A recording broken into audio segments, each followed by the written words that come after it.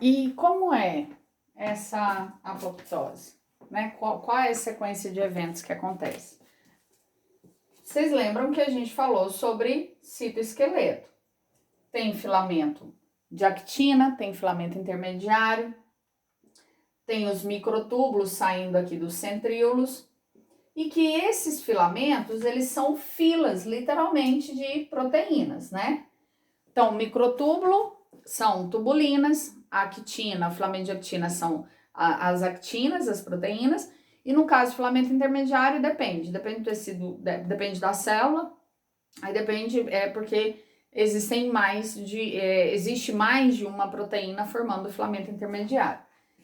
E esse citoesqueleto, ele serve aqui para ancorar as organelas, ele serve para servir de estradinha para as proteínas motoras carregarem vesículas, né, transportarem a organela de lugar.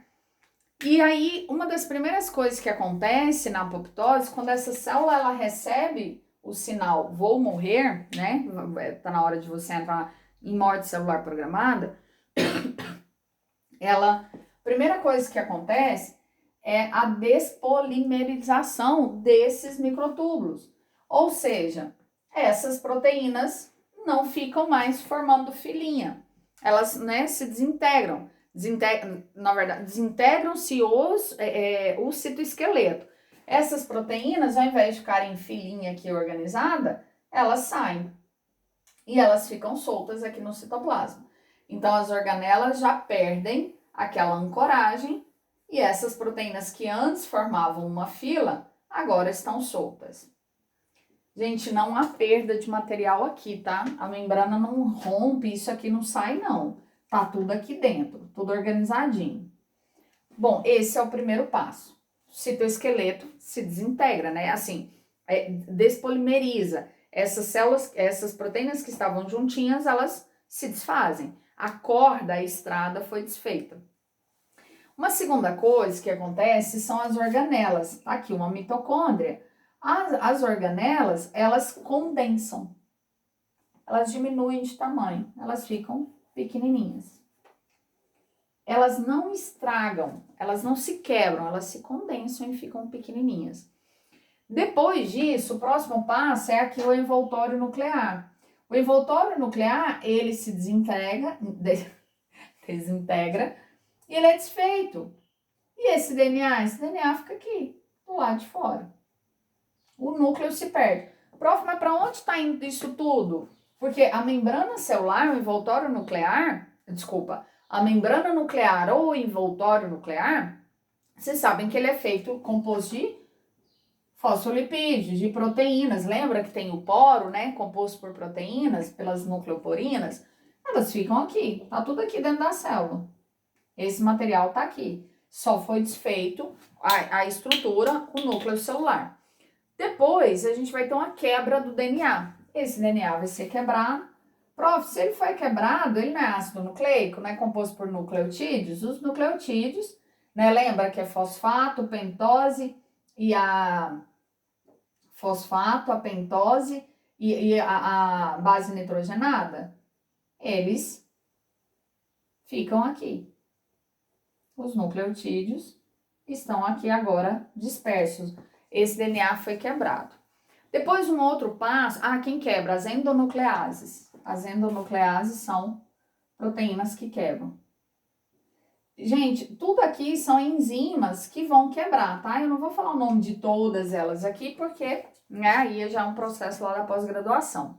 Mas, só um exemplo, no caso do DNA, quem quebra são as endonucleases, que são enzimas. O que acontece agora? Tá tudo fragmentado, né? As organelas diminuíram de tamanho, o DNA já foi desfeito, o citoesqueleto também. Agora começam a formar saliências. Saliências na membrana plasmática. E o que são essas saliências? Aqui, gente, a membrana plasmática ela vai fazer uma bolinha para colocar esse material. E esse material vai sair em bolinhas. Então, saliência, a gente consegue visualizar esse microscópio, essa saliência é literalmente a membrana plasmática formando bolinhas para tirar esse material daqui de dentro.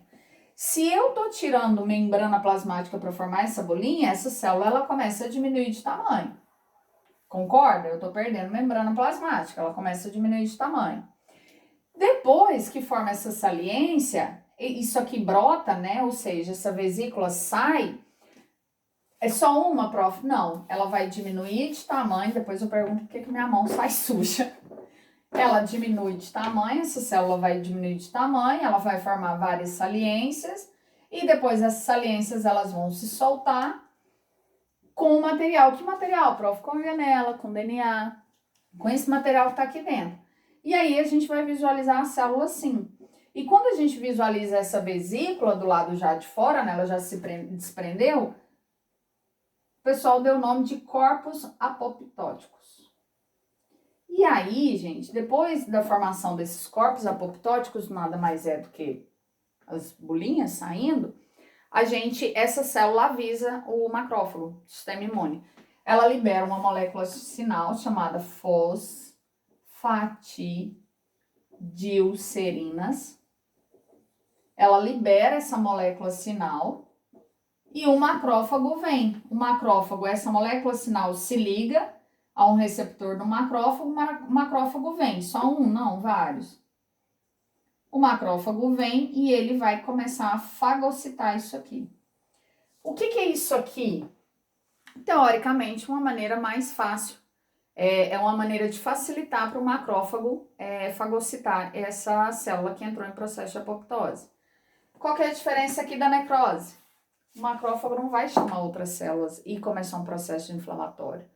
Não tem isso. Ele vem caladinho, fagocita essa célula, fagocita esses corpos apoptóticos. Ele não manda sinal para ninguém, não tem processo inflamatório, não tem células saindo do vaso sanguíneo e tá tudo ok. Essa é a apoptose.